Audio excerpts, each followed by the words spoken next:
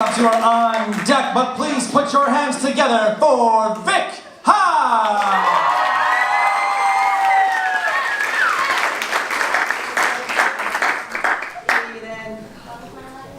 Breathe for us.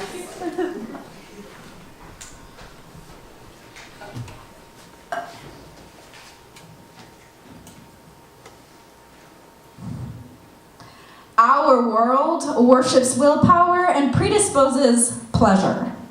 Does away with it before it could arrive on my doorstep, on its way to my house. It got cut up. I waited so fucking long to unwrap it, to see it in my hands and my control, yet it never came. They said it was held up in some made-up city you see. Many of us are part of a club we never wanted to be a part of. Woman touched, prejudged in a manner beyond words. I was at a family reunion. He held me on his knee in a lake. Family couldn't see. Kids were throwing rocks at us. I was their age. He wasn't. When he touched me, he said, "Does that feel good?" And I knew none of his words were in the right place. They shouldn't have been shot at me, yet the shame still found a way to settle in. I thought he was going to kiss me. It's funny, I tend to tell the story before making love to him the first time, not sure why. Probably scares the guy, but he always wants to know, always wants to sit with me in this sorrow, the younger me, that didn't deserve to be touched out of greed. And there's another piece of the puzzle. Another stop in Shameville that my pleasure got caught up in. A good old infatuation, aren't they fun? Those nights alone when you know no one will ever love you because he doesn't.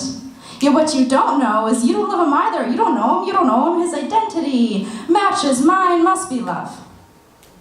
The pain ran so deep in my veins, and to this day he doesn't know. Years went by.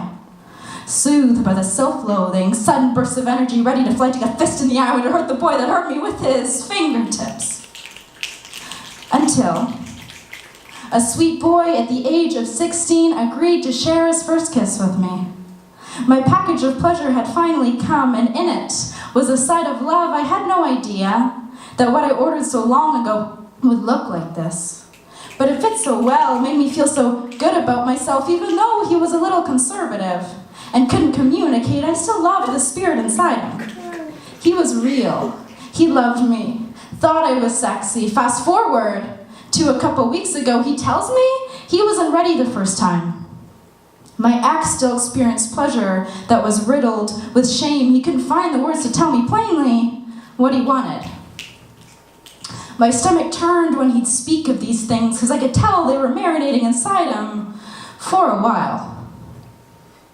A boy I now know knows how to communicate and give consent. Our pleasure has a chance to vibe together, and on the nights when I can't sleep and need to masturbate, I do so without shame, without regret, without the words I used to call myself: ugly, unworthy, untouchable. It's taken me a while to come to understand this package I've received, the story of how it got here.